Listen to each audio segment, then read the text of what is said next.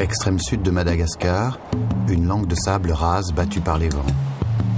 L'année dernière, 2 cyclones, Ernest et Philippine, ont ravagé l'île à 10 jours d'intervalle. Ceux qui vivent sur la côte sont des Vèzes, des marins, des pêcheurs. Ils ont vu leur village emporté. Simon, lui, a perdu sa maison et sa pirogue. Aujourd'hui, il essaie de reconstruire sa vie.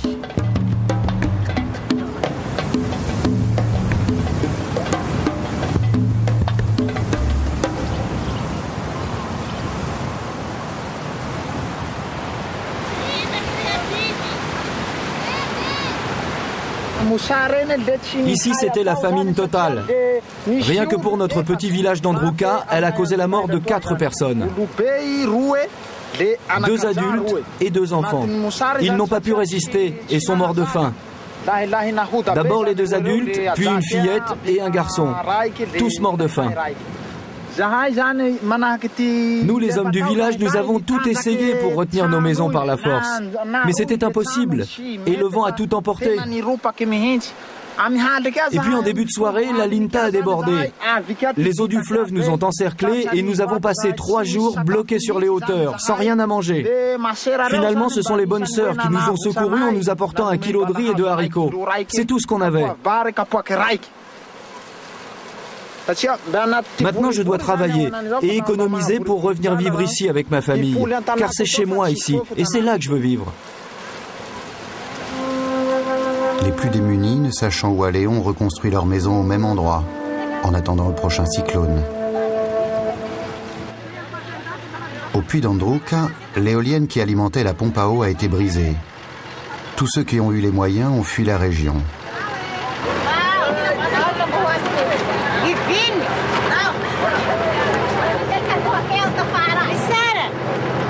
Avec ses dernières économies, Simon a pu mettre sa femme et ses 3 enfants dans le taxi brousse vers la grande ville, où sa famille les a recueillis.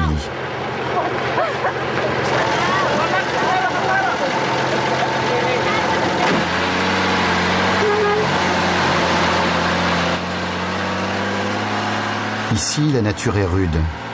Hier, le fleuve charriait des torrents de boue. Aujourd'hui, c'est une terrible sécheresse qui s'abat sur le sud de Madagascar.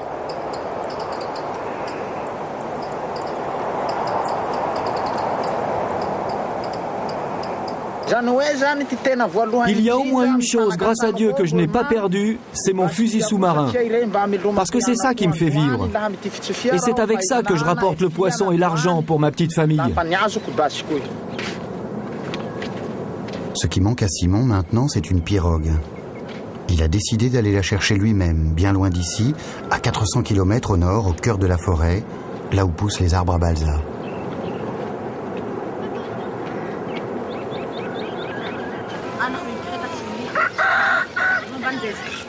Ambouiboul, le dernier puits au sud.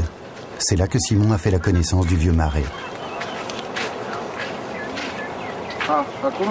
Bonjour l'ancien. Je pensais bien te trouver à Ambouiboul. Si le vent est de nord, on va au puits de Fenanbossi. Mais s'il est de sud, on vient en pirogue jusqu'ici. Je me disais qu'on pourrait faire un bout de chemin ensemble pour la pêche. Oui, bien sûr. Je peux vous accompagner sur l'île. Je pourrais plonger. Et vous, vous pêcherez au filet.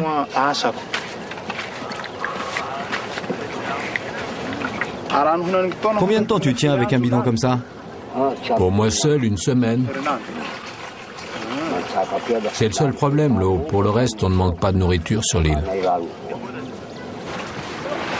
Malgré le manque d'eau et l'isolement, le sud attire beaucoup de pêcheurs, car c'est aussi la zone la plus poissonneuse. Pour l'instant, Simon est encore obligé de compter sur la pirogue des autres pour pêcher. Mais bon caractère et bon plongeur, il ne manque ni d'amis, ni de pirogue pour l'emmener.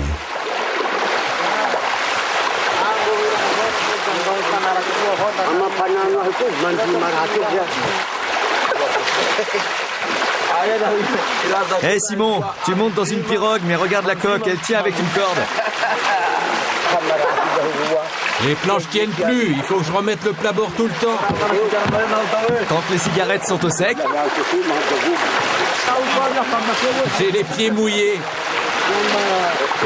Hé Maré, tu passes plus de temps à écoper qu'à barrer. Hé, qu'est-ce qui est le plus troué, ta pirogue ou ta casquette?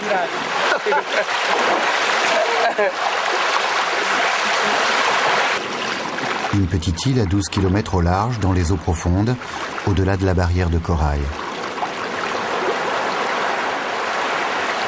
Face à la mer, une trentaine de cabanes en bambou, simple campement de pêche pour les uns, ou habitat permanent comme pour marée.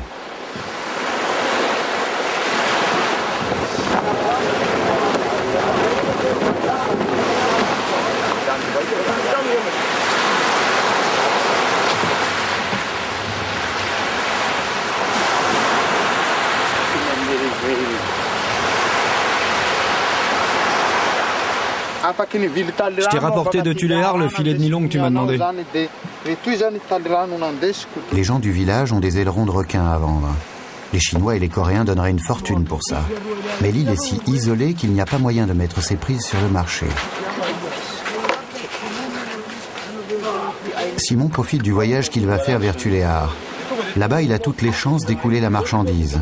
Un service qu'il rend aux pêcheurs de l'île, moyennant une petite commission.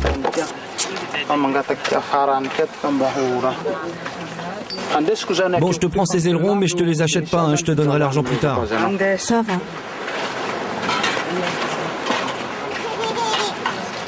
Ils sont une soixantaine à avoir choisi de vivre ici. Bien sûr, les enfants ne vont qu'à l'école de la pêche. Et pour les conditions sanitaires, il vaut mieux ne pas tomber malade. Mais du moins, ici, on ne souffre pas de la faim.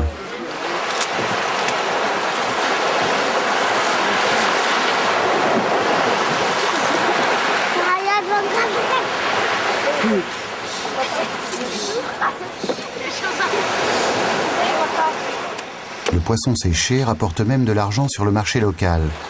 Mais les pêcheurs ne trouvent rien à acheter dans la région et le matériel leur manque cruellement.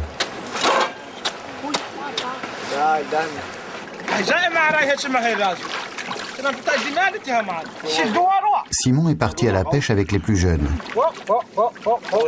Il a repéré une faille qui lui paraît poissonneuse.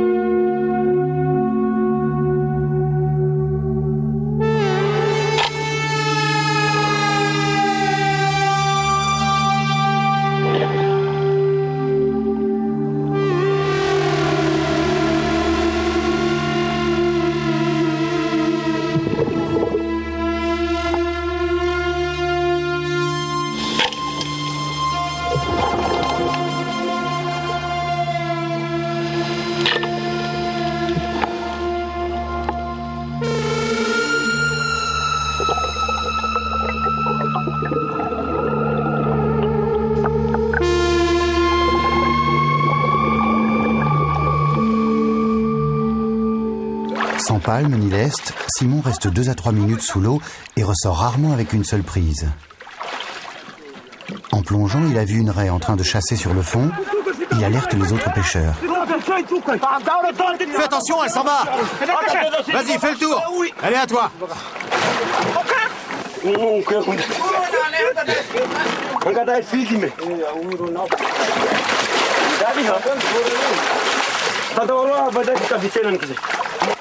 betul pita ke huya bal kana le fatility man ako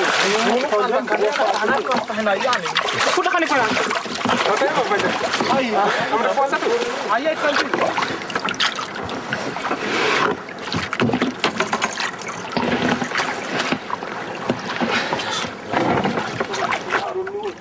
Si je fais mango, tu connais. Si tu fais le baga fais mango.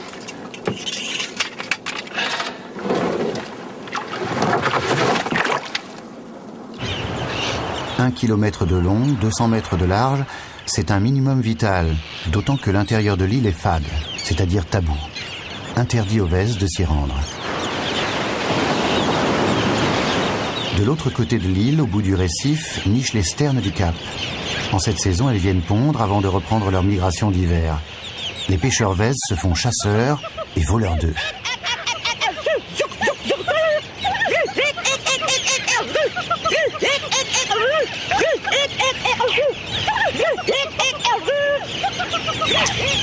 Une sorte de canne à pêche avec une ligne plombée. Les oiseaux effrayés tournent autour de leur nid, à portée du fouet des chasseurs.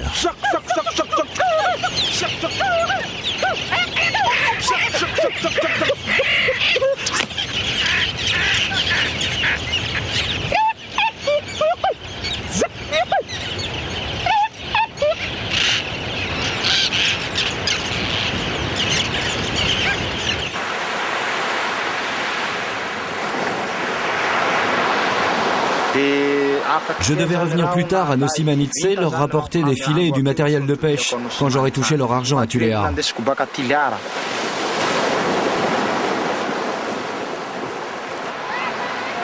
Sur la côte, à 3 jours de pirogue au nord de l'île, la situation est totalement différente. Avec l'explosion démographique des Vèzes et la pêche industrielle qui se pratique au large dans le canal du Mozambique, les ressources s'appauvrissent d'année en année. Même les bandes anchois qui passaient chaque été près de la côte se font de plus en plus rares.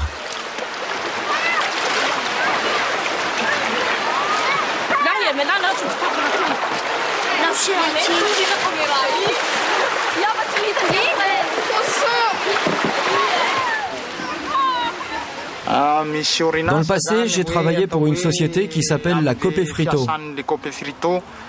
Ils collectent la pêche ici et j'ai profité de leur camion pour remonter gratuitement presque jusqu'à Tuléar.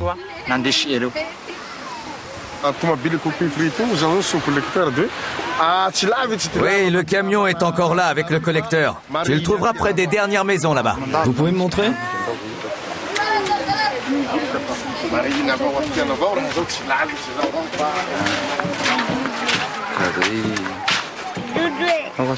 Bonjour. Vous pouvez me prendre dans le camion? Je voudrais remonter vers Tuléar. Normalement, on ne fait que les marchandises. Allez, j'ai que mon sac à dos et mon fusil. Vous pouvez me prendre, j'ai travaillé pour vous. Il y a de la place derrière? Oui, ça devrait pouvoir se trouver. Merci. Une seule société exploite la filière de la pêche vèze, la Copé Frito, aux capitaux franco-malgaches. Un de ces camions fait la piste et collecte la pêche d'une trentaine de villages, essentiellement les calamars et les pieuvres, qui seront congelés et exportés.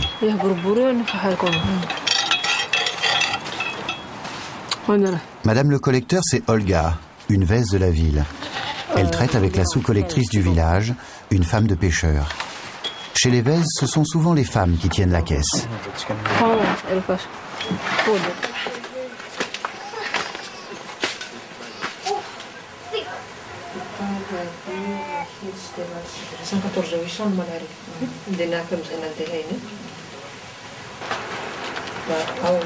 20 € pour la pêche du village, soit 4 € par famille de pêcheurs. On est à peu près au niveau de vie malgache. » 125, 150, 200 000. Chaque jour, le camion d'Olga fait les 200 km de piste aller-retour jusqu'à la ville. Chaque jour, le camion dépose la glace et repart avec la pêche.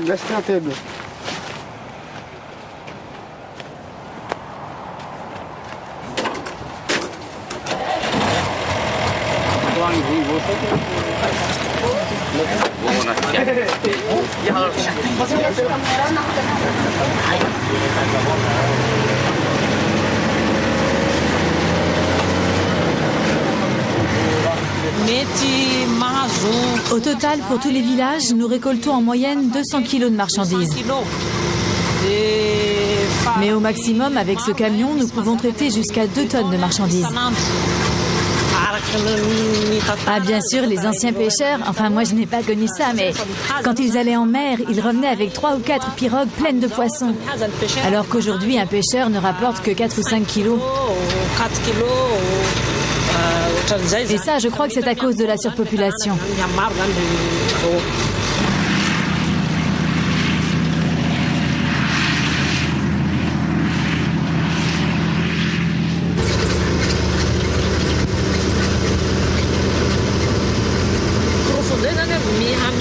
qu'il y a la collecte, bien sûr, le niveau de vie des pêcheurs s'est beaucoup amélioré.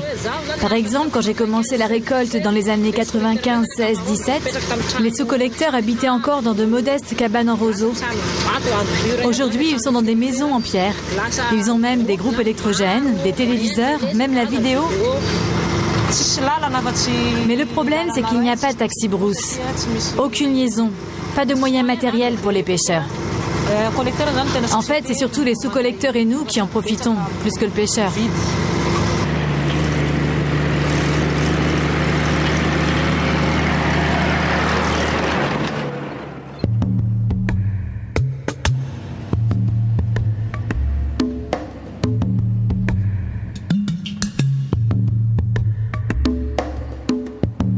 Juste avant d'arriver à Tuléar, je me suis arrêté pour aller dans le petit village de Lavelambat. Parce que j'ai entendu les gens dire qu'on y donnait une grande cérémonie et j'ai voulu aller voir. Ceux qui vivent de la mer, il ne faut pas les enterrer à l'intérieur des terres. Parce que si des gens viennent d'Androuka, par exemple, ou de n'importe quel village, s'ils passent en pirogue devant le tombeau de leur famille, ils peuvent en parler entre eux et se recommander à leurs ancêtres. Ça ne serait pas bien de ne pas suivre les coutumes de nos ancêtres, car en tant qu'esprit, ils sont pour nous comme des êtres suprêmes.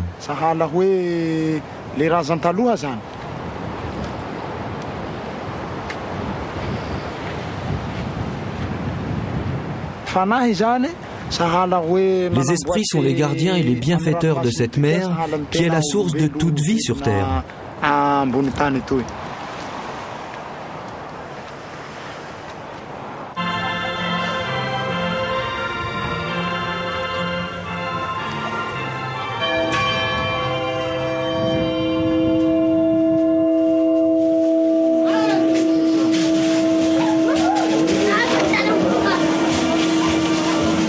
Les Vèzes, comme la plupart des Malgaches, ont été christianisés pendant un siècle de colonisation. Mais près de l'église, il y a bien souvent la case du sorcier, et le culte des esprits est particulièrement présent. Dimanche, à l'église de Saint-Augustin, juste en face du village de Lavelambat. Sur l'autre rive du fleuve, le corps d'un homme attend sa dernière demeure. Monsieur Thiarisson, l'instituteur du village, a perdu son père l'année dernière. Et selon la coutume vèze, l'inhumation n'a lieu qu'un an plus tard.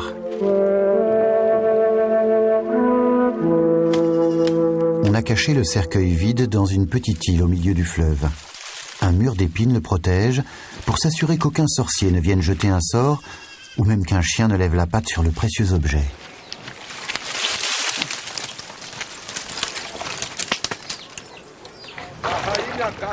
Le cercueil de palissandre est arrivé de la forêt, en pirogue, par le fleuve. C'est autour de ce cercueil, vide, que se construit la cérémonie.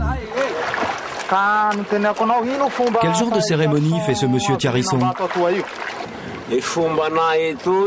Ça a un rapport avec ce qu'on appelle l'Andratsi, c'est-à-dire la demeure définitive du défunt.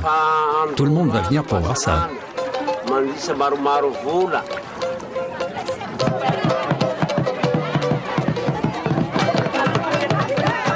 La mandoline du village est venue accueillir le cercueil.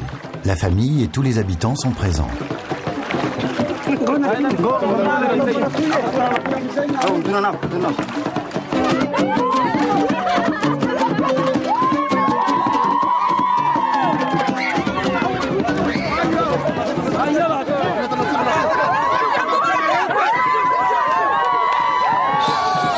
Selon la coutume, les hommes portent le cercueil et les femmes le couvercle.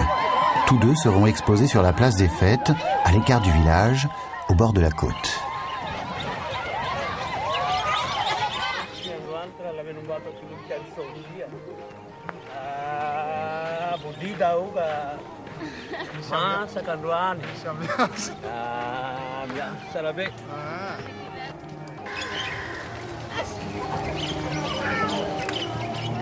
Bonjour. Bonjour. Je suis le directeur de cette école à Lavelambat. Soyez les bienvenus, asseyez-vous. Aujourd'hui, ils sont en vacances, mais sur le tableau de présence, nous avions 88 élèves pour notre village. Et c'est pour la cérémonie qu'il y a vacances? Oui. Aujourd'hui, c'est l'enterrement de mon père. C'est un peu comme si j'étais convalescent. Tout le monde vient me voir et m'apporter des cadeaux. Et moi, en échange, je donne une fête. Je dois faire un fumba à tout casser. Les invités arrivent de partout. Il faut assurer la coutume, quel qu'en soit le prix. Il faut que les jeunes générations puissent dire qu'ils étaient là et qu'eux-mêmes continuent cette tradition. Tous les présents que nous recevons des invités, tout l'argent, nous mettons tout dans une seconde caisse pour rembourser notre emprunt. Car la cérémonie coûte 25 millions de francs malgaches et nous avons dû en emprunter les 2/3. Alors avec l'argent que je vais récolter, je commencerai à rembourser. Tu vois, il ne reste presque plus rien de notre ancienne école. Quand la rivière a débordé, elle a emporté le bâtiment. C'est pourquoi nous l'avons reconstruite sur la hauteur.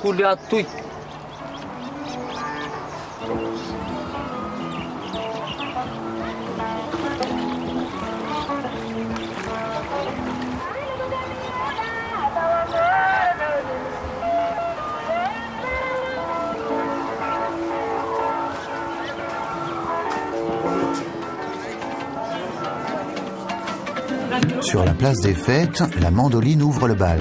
Mais 2 orchestres doivent encore arriver de la ville. L'enterrement à la mode malgache, c'est surtout une grande fête. De la musique, de la danse, non pas pour dire adieu aux défunts, mais pour accueillir la venue d'un nouvel esprit et l'honorer dignement. Pour se montrer comme ça, il faut savoir danser au moins.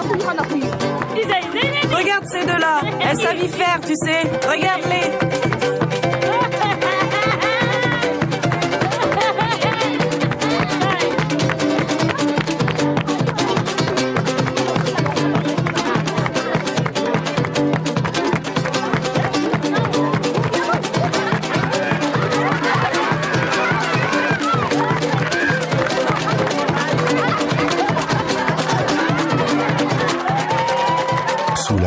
À côté du cercueil, la pirogue du défunt.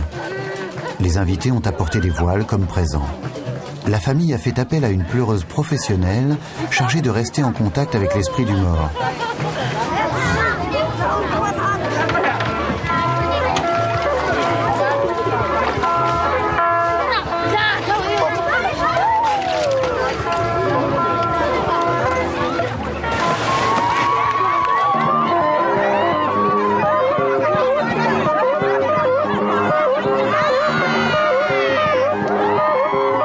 Chaque village présente ses cadeaux. Un zébu pour les plus riches, des voiles, des étoffes ou simplement des billets de banque. L'important, c'est de participer.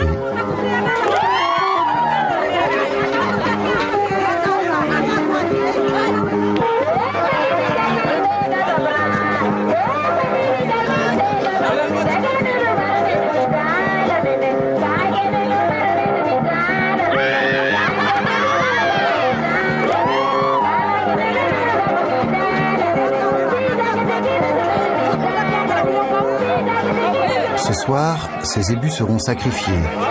Leur chair sera partagée entre les convives et la graisse contenue dans la bosse de l'animal offerte à l'esprit du défunt.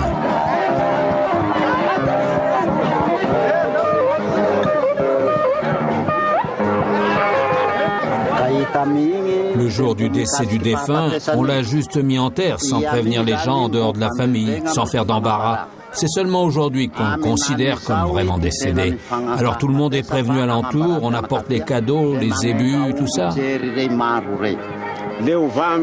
Pour nous autres malgaches, c'est véritablement aujourd'hui le jour du grand passage pour le mort. Oui, mais qu'est-ce qui nous fait croire aux esprits? Pourquoi nous croyons en un Dieu que nous ne voyons jamais? On ne peut pas se créer soi-même à partir du néant. Et puis il y a cette joie qui nous habite. La vie, c'est comme les arbres qui poussent. Nous faisons partie de la création.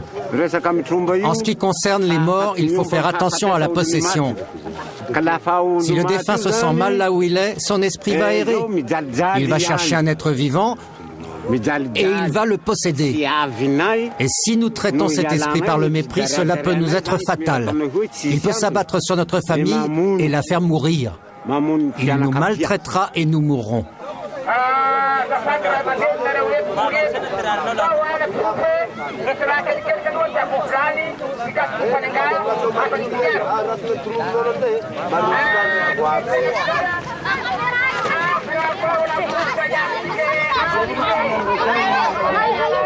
La fête bat son plein. Elle durera 2 jours et 2 nuits sans que jamais la musique ne s'arrête.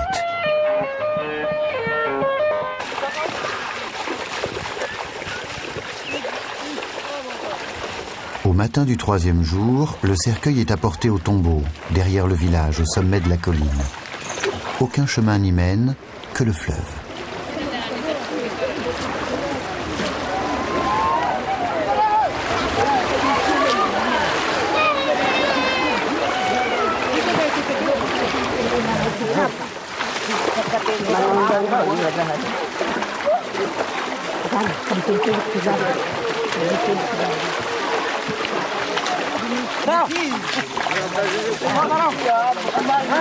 Simon n'assistera pas à cette dernière cérémonie. Seule la famille et les gens du village y sont conviés. Encore faut-il gravir la colline pieds nus, non par pénitence, mais pour éviter de souiller la demeure des esprits.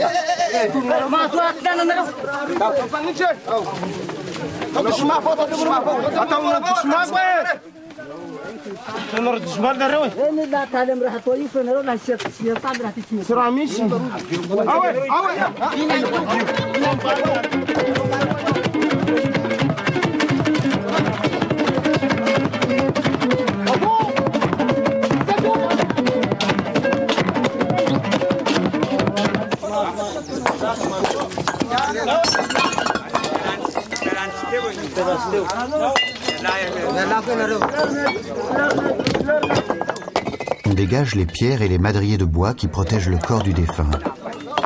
La dépouille repose encore dans son ancien cercueil de roseaux.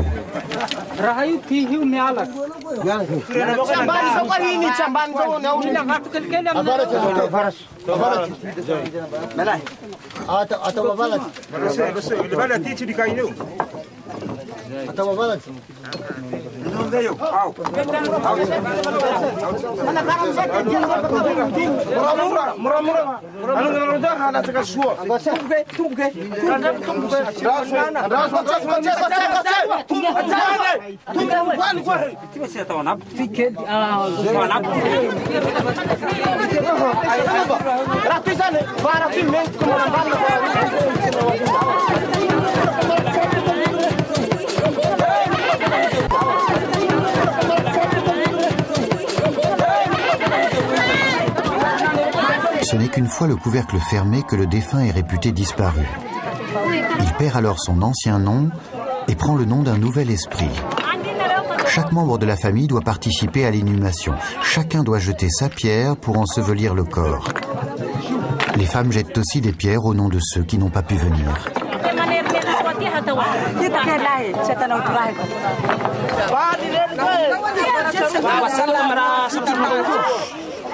Quel est le nouveau nom du défunt? Source de 1000 enfants.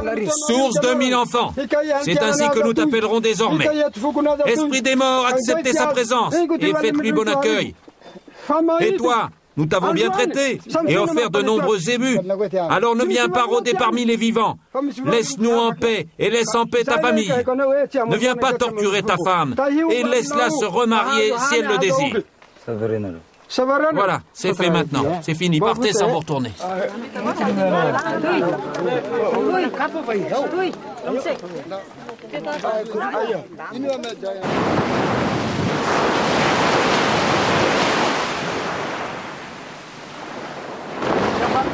Les familles réunies forment une flottille pour partir en campagne de pêche quelques jours. Elles longeront la côte et le soir venu, camperont sur la plage. Simon les accompagnera sur une partie du chemin. Mais le vent est fort et bien établi. Une offrande devrait combler le Tumpunjan, l'esprit maître des eaux. C'est M. Thierrisson qui verse la timbale de rhum rouge dans la mer.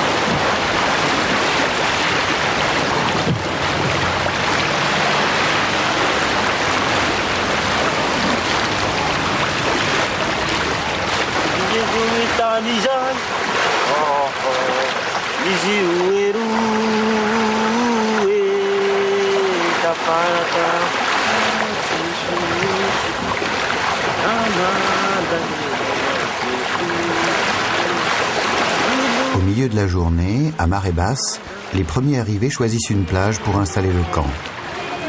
Les femmes suivent généralement avec enfants et bagages. Femmes de pêcheurs ou cuisinières payées par les hommes de la flottille.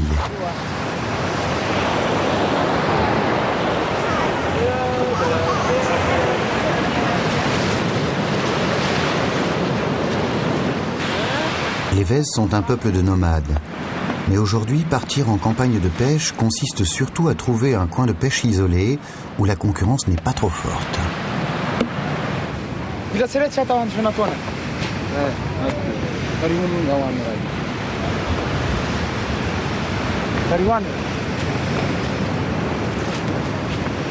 Voilà.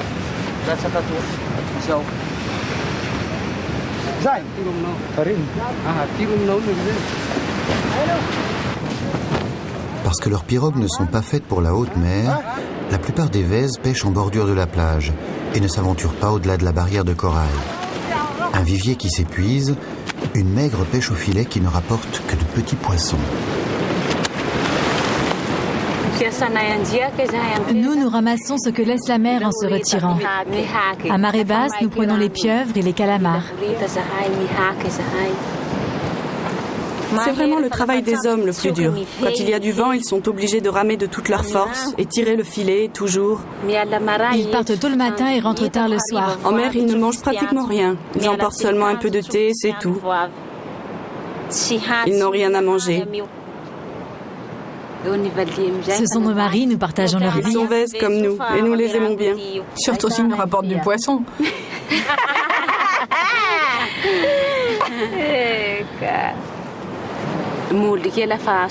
Quand nous rentrons de la marée, nous faisons la corvée d'eau potable, de bois, nous faisons la cuisine, la lessive, et puis nous nous occupons des enfants. Et nous en avons beaucoup. Moi, j'ai 4 enfants. Et ils sont tous scolarisés. Moi, j'en ai 2. Moi, seule. Et moi, 2. Maintenant, je sais que la pêche diminue. Bon, tant que les hommes ont du travail, ça nous effraie pas trop. Mais la nourriture de nos enfants, plus tard, je sais pas. Mais même si c'est le cas, que pouvons-nous y faire? La pêche, c'est notre seul travail. Qu'est-ce qu'on fera s'il n'y a plus de poissons? On se débrouillera toujours, non? Il y aura des poulpes et sinon, il nous restera les étoiles de mer et les algues. Il y aura bien toujours quelque chose à gratter au fond de la mer pour nous autres, pas vrai?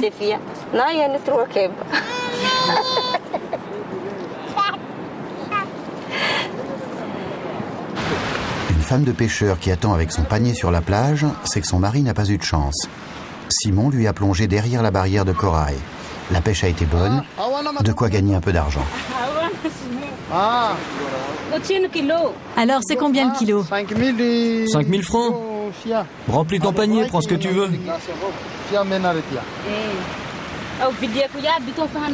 Bon, je te prends cela, ça va? Tout ce que tu laisseras, je devrais le manger, alors?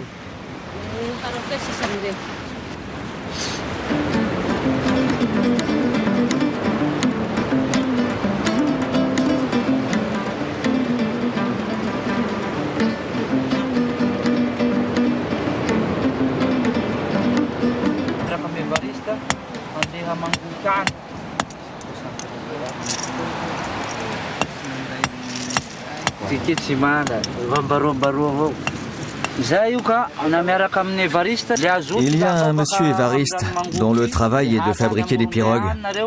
Il les transporte de la forêt par le fleuve jusque sur la côte à Morombe. Tu pourrais peut-être t'entendre avec lui. Pour une pirogue, je crois qu'il faut compter dans les 2 millions à peu près. Oui, à ce prix-là, c'est raisonnable.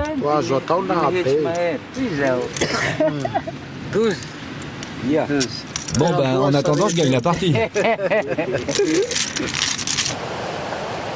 Demain, la flottille repartira. Thierrisson et les autres veulent tenter leur chance un peu plus loin. Simon, lui, est parti bien avant l'aube. Il a payé les services d'une pirogue pour remonter 12 km au nord, dans la baie de Tuléar. 4 heures du matin, c'est l'heure des équipages.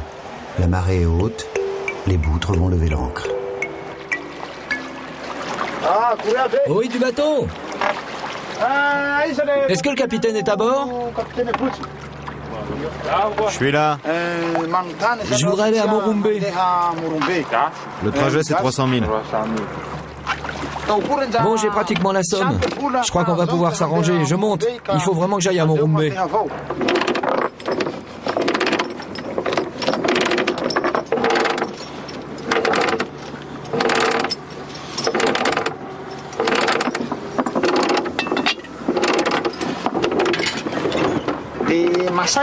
J'avais vu beaucoup de boutres dans le passé, mais de toute ma vie, je n'étais jamais monté dessus. Et vous allez grimper là-haut, mettre une autre voile? Ma femme n'aimerait pas me savoir là-haut.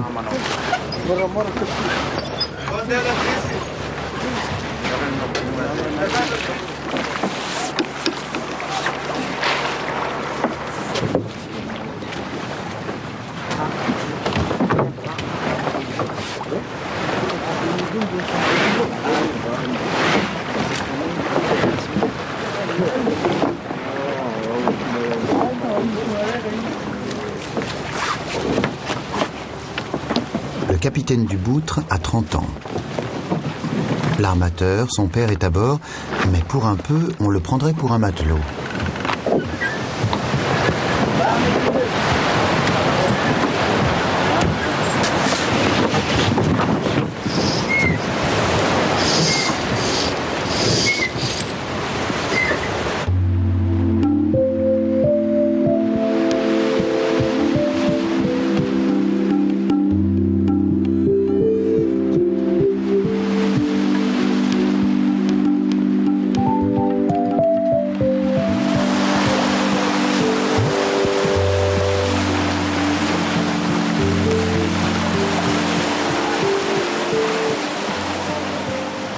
C'est la coutume des Vestes de construire des boutres. Ça a toujours été comme ça dans la famille, depuis des décennies, jusqu'à aujourd'hui mes petits-enfants. Mon père possédait un boutre, mais il a été détruit.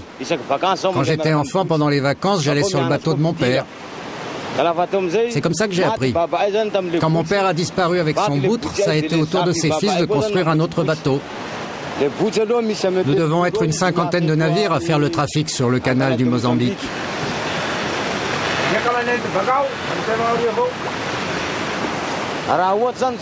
Un marchand de poids du Cap, par exemple, au lieu de payer 200 francs le kilo pour le transport, avec le boutre, ça ne lui coûtera que 75 francs. Le boutre est très bon marché, plus de 100 francs d'écart, c'est le prix de l'essence. Si tu fais construire ton boutre, ça va te coûter 90 millions en tout. Mais tu ne peux pas le rentabiliser en un an. Il faut faire le trafic pendant au moins 8 ans, 10 ans peut-être. Pour rembourser petit à petit.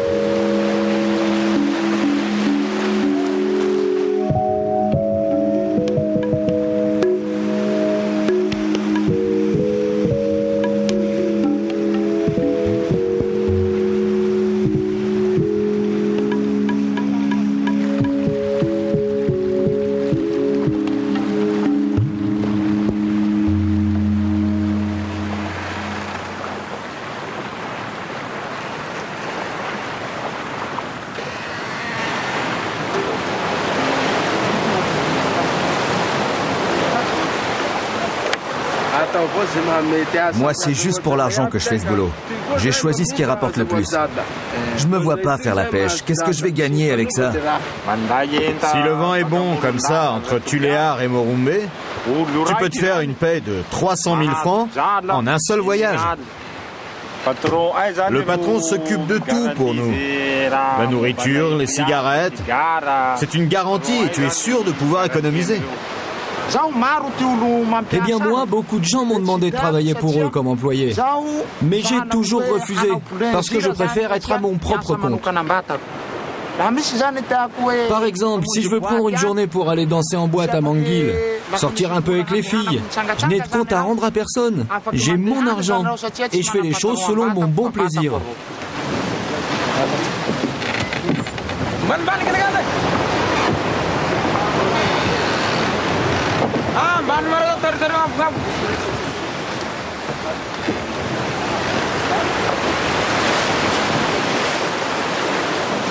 Par vent arrière, à 12 nœuds de moyenne, le Boutre a remonté plus de 200 km de côte dans la journée. Et 45 tonnes de fioul seront livrées à temps à la centrale électrique de Morumbe. Grâce au vent de sud, la région aura l'électricité. Bon bah salut, hein, merci à tout l'équipage. Allez, salut Simon, bon voyage.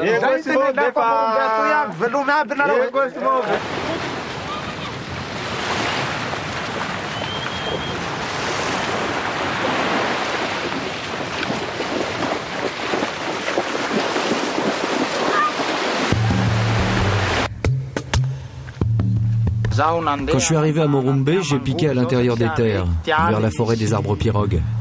J'ai traversé des plaines, puis des champs de baobab. Ça redonne goût à la vie d'atteindre son but, surtout après 5 jours de marche.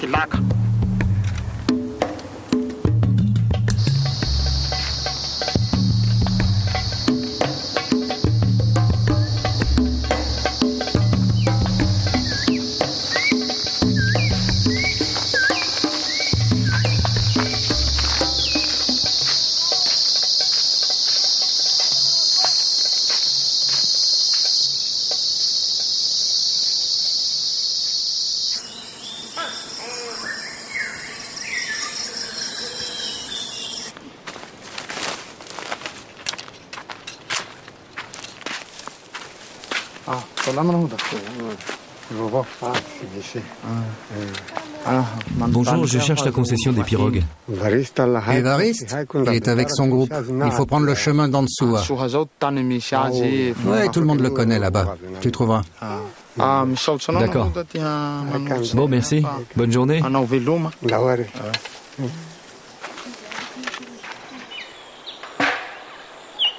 La concession des arbres à balsa.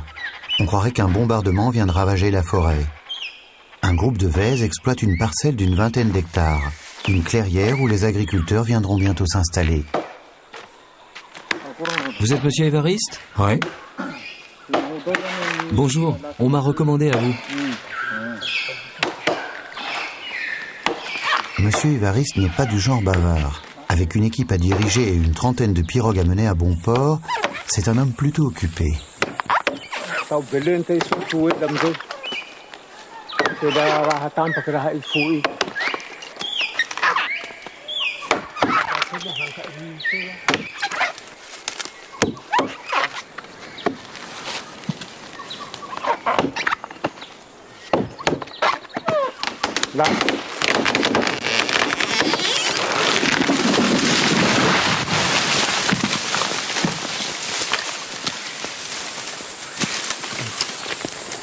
C'est ça l'arbre à balsa?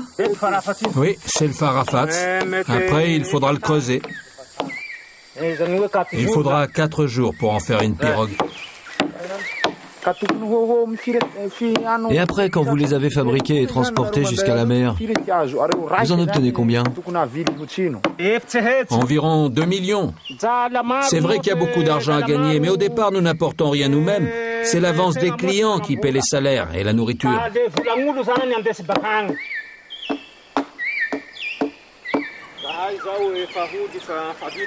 Ça fait déjà 3 mois que nous travaillons par ici. Nous avons fini un lot de pirogues, nous allons faire le voyage du retour. Nous avons pu construire 33 pirogues cette saison. Mais il y en a plus de la moitié qui sont déjà au bord du fleuve. J'ai un groupe qui a déjà rejoint le Mangouk. Est-ce que tu cherches des vestes pour t'aider ou tu te contentes de l'aide que tu trouves sur place? Non, j'ai une équipe de Vèze. Mais la plupart sont déjà partis, comme je t'ai dit, pour convoyer des pirogues au bord du fleuve, avant de les descendre sur la côte. Monsieur Évariste vient dans la forêt chaque année depuis 20 ans. Il exploite des terrains qu'il loue aux populations locales. L'homme qui le précède est le propriétaire de la parcelle.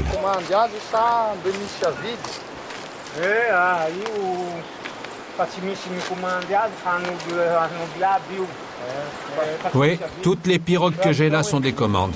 Je n'en fais pas d'avance.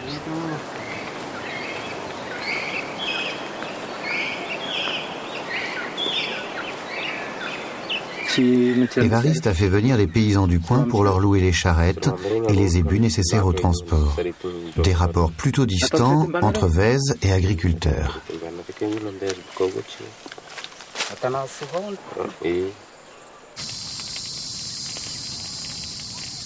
À la nuit tombée, les braises qui couvent sur le sol raniment le feu. Des incendies incontrôlés ravagent des hectares de forêt. Une personne étrangère ne peut pas entrer dans cette forêt sans une bonne raison, car cette forêt est sacrée. Oui, sacrée. Demain, vous allez la traverser, mais j'ai fait passer le mot pour qu'on ne vous embête pas. Car dans cette forêt vivent des êtres farouches qu'on appelle les Mikéas. Ils se cachent, et si vous traversez leur territoire sans que je les prévienne, ils pourraient prendre peur et vous faire des ennuis. Ils jetteraient un sort ou feraient tomber des arbres devant vos charrettes. Nous, on n'a pas l'habitude de la forêt, alors je m'inquiète toujours des mauvaises rencontres. Il y a aussi les voleurs de zébus. Les voleurs de zébus, oui, il y en a. Mais cela ne vous concerne pas, ce sont des histoires entre les gens d'ici, des histoires de jalousie et de vengeance entre voisins. Admettons que Simon soit mon voisin. Je suis riche, je possède beaucoup de zébus et je méprise Simon, qui est pauvre, en le provoquant sans cesse. Alors Simon s'enfuit dans la forêt. Il va trouver les voleurs. Ils sont une trentaine, bien armés. Ils ont des lances, des fusils et des cartouchières. Il arrive à les convaincre qu'il y a des bêtes à voler. Alors ils arrivent, sans bruit, près du village, et l'encerclent tout doucement. Nous, on ne les a pas vus venir. Et d'un coup, l'attaque éclate. À droite, à gauche, des coups de feu dans tous les sens. Pendant qu'on nous attaque, d'autres voleurs font le tour du village et volent les ébus. On a eu à peine le temps de leur jeter des pierres qu'ils sont partis avec nos bêtes. Voilà comment ça se passe, les voleurs, chez nous. Mais cela ne concerne pas les étrangers.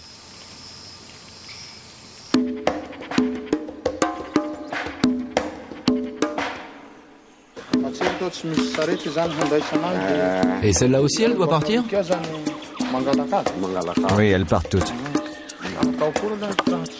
Au matin, les charrettes commandées sont là, et 16 pirogues prêtes à partir.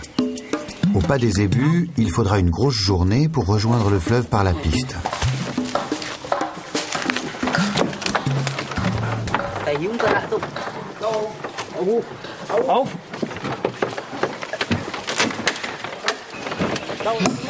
Avant que la saison des pluies n'arrive, Évariste et son équipe doivent quitter la forêt avec la marchandise, sous peine de rester enlisés ici.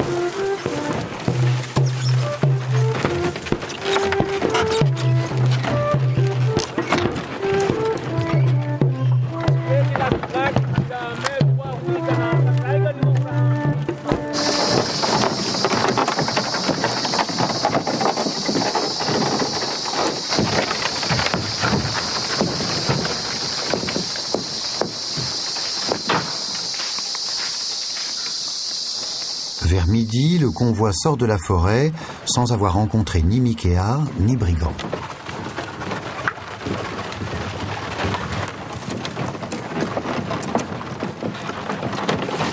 Je suis pas sûr qu'on soit sur la bonne piste. Il y a des trous partout. Ils font sans cesse de nouvelles pistes. Je me demande s'il n'y en a pas une meilleure là-bas.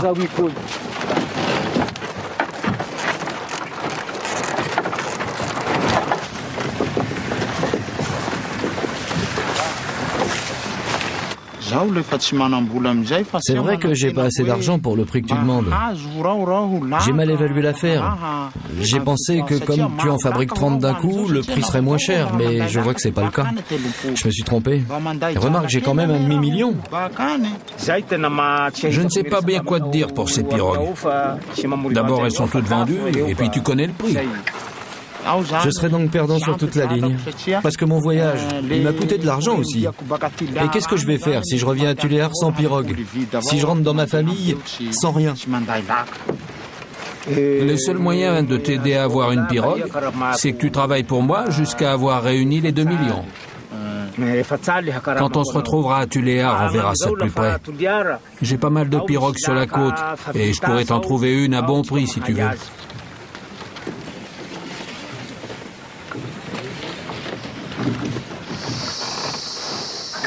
Doucement ici. Allez-y doucement.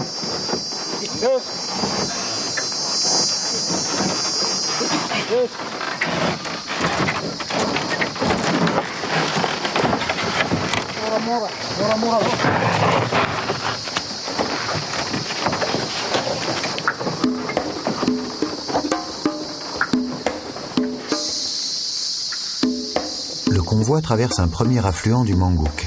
Heureusement, il est encore à sec. Oui, heureusement qu'il n'a pas plu. Parce que dans ces cas-là, on se retrouve bloqué. Tu verrais ça, on peut rester là plus d'une semaine. J'y ai pensé quand j'ai vu ces gros nuages arriver vers midi. Mais quand j'ai vu que ça n'éclatait pas en début d'après-midi, je me suis dit qu'il ne pleuvrait plus pour aujourd'hui. Dieu t'entende, je pense que tu as raison.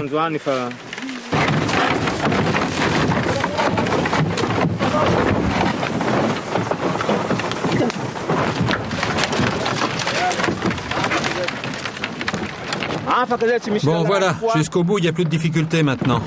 On ne va pas tarder à arriver.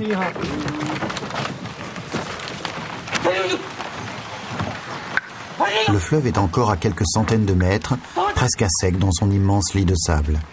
À peine assez de fond pour y faire flotter les pirogues. J'ai stocké le dernier convoi de pirogues ici, assez loin du fleuve, pour qu'elles soient à l'abri en cas de crue.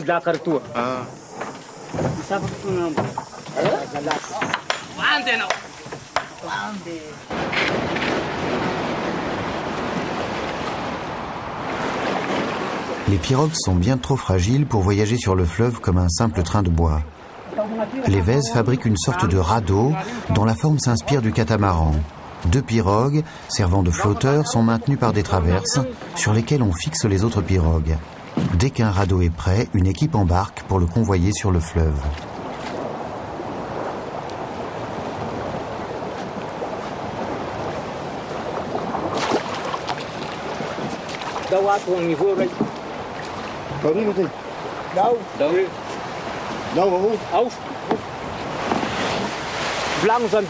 Bon, Louis, tu sais où livrer la marchandise? Oui, ça va. Bon bah au revoir. Alors on se retrouve à Tuléar. Après avoir rencontré Évariste, j'ai travaillé pour lui. J'ai descendu le Mangouk. Au début, on a eu du vent de terre. Et puis en arrivant vers l'estuaire, le vent est tombé. Et on a dû pousser notre radeau. Finalement, le voyage vers Morumbe a duré une semaine.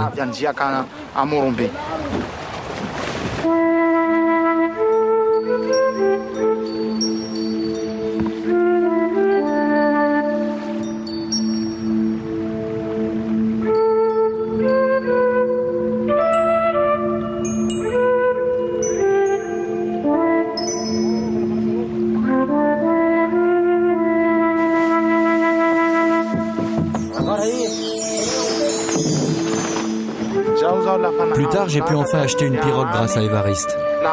Maintenant, je vais reconstruire ma maison. Et avec ma pirogue, je vais pouvoir ramener ma famille dans mon village.